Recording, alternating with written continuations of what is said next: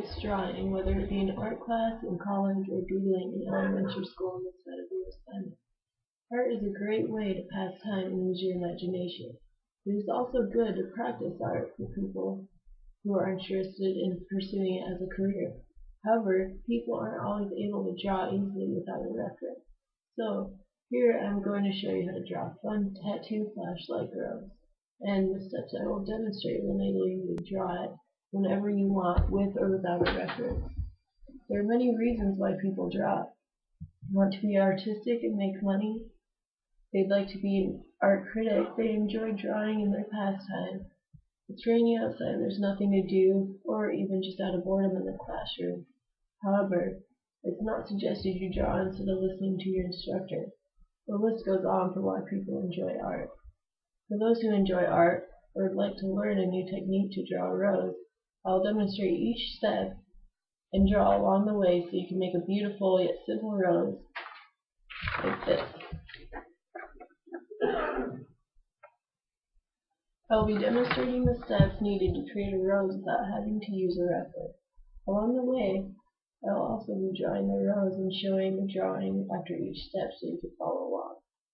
For this drawing, all you need is a number 2 pencil so you can draw your lines in lightly, and then at the end shade with it, an eraser for any mistakes, and a mechanical pencil for a finished product so you can define your lines.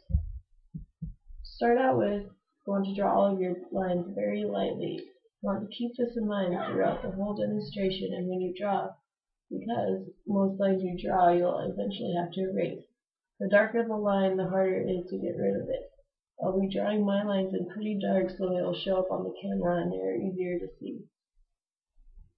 When you are happy with the shapes and lines of your drawing, you'll add the details. When first drawing your shapes, don't think about details, just about how you want it to look, how the proportions are, and whether you're happy with the overall set. If so, then you will go in and add the details that I explained. You don't want to spend a bunch of time making one part look right only to realize that it was either too big or too small, or that it doesn't fit with the rest of the picture. The first step to drawing a rose is very easy. You simply draw an egg. Remember, the egg must be drawn very lightly. It's only a reference to the shape you are trying to achieve.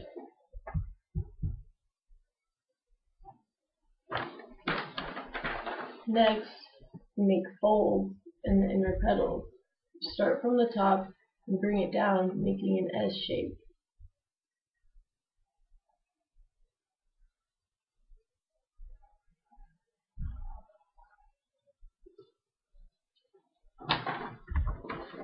Like this.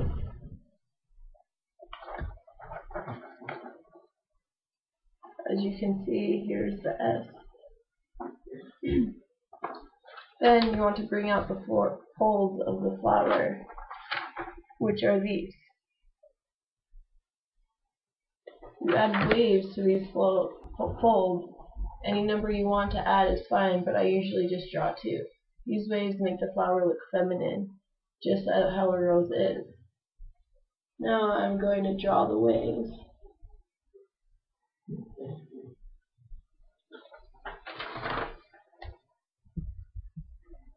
Here you can see the waves are drawn, and this is what it looks like.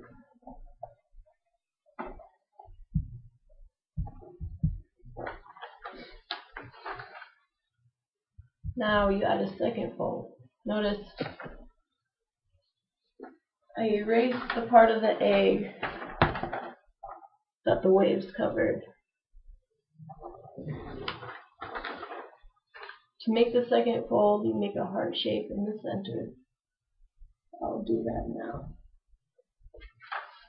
Here you can see a heart. Once you have the shape you want, you just add the waves to the side you just drew. I'm going to add 2 waves to this fold as well.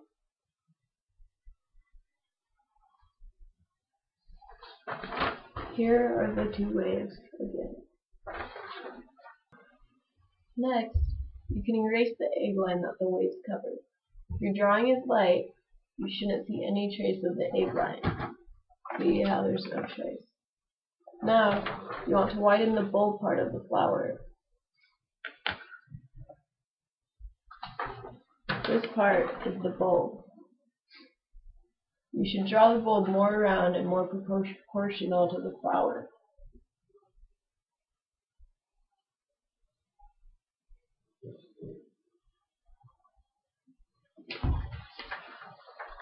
Here you can see I've drawn the bulb more round, more proportional. Once drawn, you can erase the remainder of the egg at the bottom. Now you can't see the remainder of the egg. You're going to form the center of the rose, which is this part. To start the center, you follow the egg counterclockwise about halfway on the left side of the egg. You bring in the line, making a swirl, almost like a cyclone. Here I'm making the cyclone about even with the whole egg. Here's the cyclone. I also draw a line on the bottom crease, like this. It makes the rose look like it's twirled throughout the bulb. Next, you cap off the swirl. This is the edge of the twirled petals.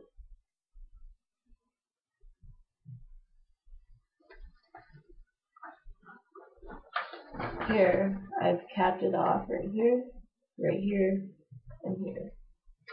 Now, you want to start forming petals. To do this, you draw a larger circle around the bulb. This creates the boundaries for the petals so that they're all about the same size and length from the center of the rose. I'm going to draw the circle dark so it is as visible, but you must draw it very lightly.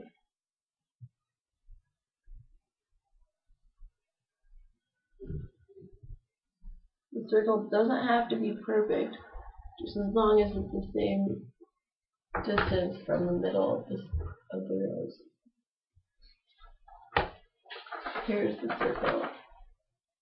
Then you start drawing in the petals. Usually, going with an odd number of petals is best. Odd numbers in art are usually used to make the composition in art more dynamic and appealing to the eye. This is called the rule of odds. When adding even numbers, you can tell it usually looks funny. You can add any number of petals you would like, but for this drawing I'm going to add 5. Here are the 5 petals in the final product. This step is a little harder to explain. As you can see, the front petal is more oval, wider, and bigger than the rest. As the petals go back, the petals get smaller because the bulb covers them. To make the rose look correct and real, the petals need to be proportionally correct. As I draw each petal, I will show it to you. First, I will draw the front petal. Remember not to add any details, just to add the shape of the petal. Here's petal number 1. Now I'm going to work my way back and draw each petal, making sure the front one overlaps the next.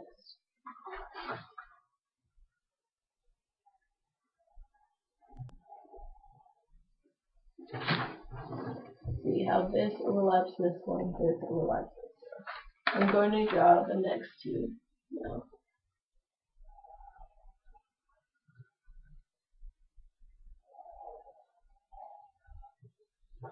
Here are the last 2. As you can see, they all are overlapped as they go back. Once you are happy with all the petal outlines you have drawn, you can define them. Most of the petals have a little point on them, like this. However, it should be very dull. I have defined the petals and will show them now.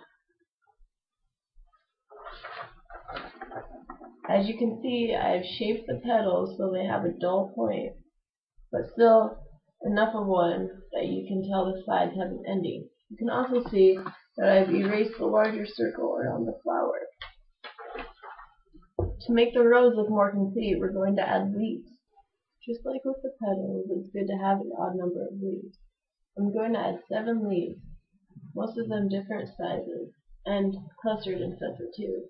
The first 2 I'm going to draw are going to be 2 egg shapes next to each other, however, the egg will be shut.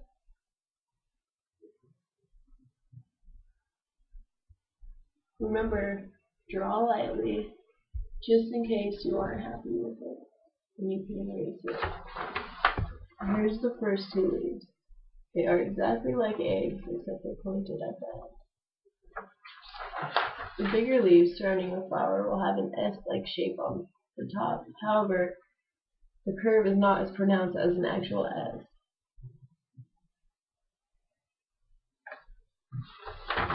See how this is kind of like an S, but it's not that curved.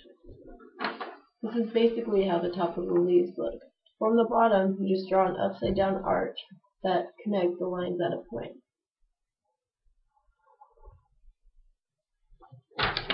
Here's the arch upside down that connects it.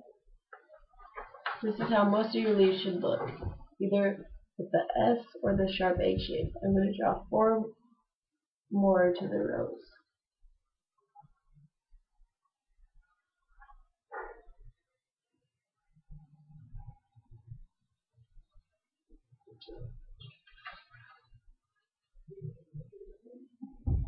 As you probably have noticed, most leaves have stems in them.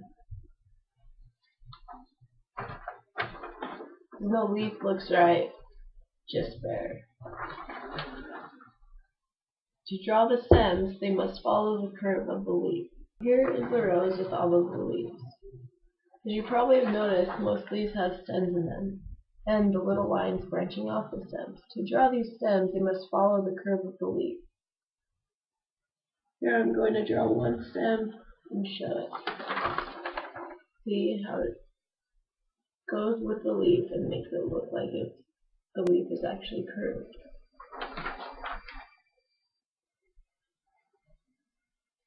Here you can see as the stem gets closer to the base of the leaf, it gets thicker.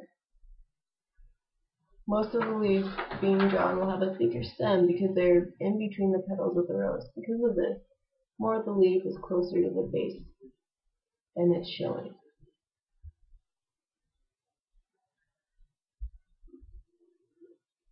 Now I'm going to finish drawing all the stems of the leaves and the lines branching off of them. Here's the finished product with all the leaves and their stems. Now I'm going to draw the lines of the leaves. This is a pretty lengthy process. Here I'm just finishing up the lines on the last leaf.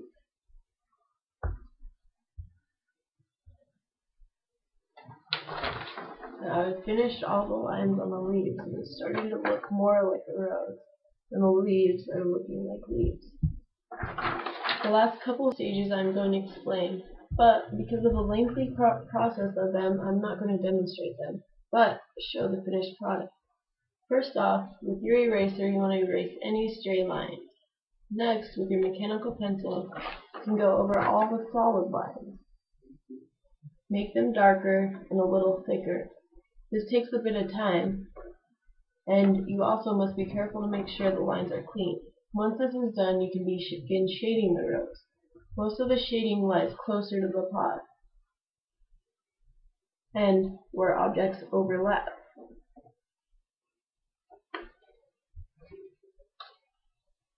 The front petal does not have a lot of shading because it's in front and most of the light hits it. In the back, most of the petals are shaded because the pot is in front of them. It creates a shadow. You can also see under the flaps of the wings there is shading. This is because the wings block the light on the bulb. The leaves are basically the same. The closer they are to the petals, the darker the shading is. One good trick is to leave a lip when you shade, like this,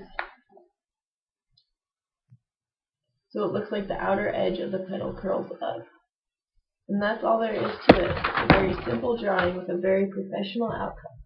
Because you know all the steps, with a little practice and good memory, You'll be able to draw this flower whenever you would like. Now, when you're bored, feeling artistic, or need to pass the time, this is a great picture to draw, and you definitely will get compliments on it.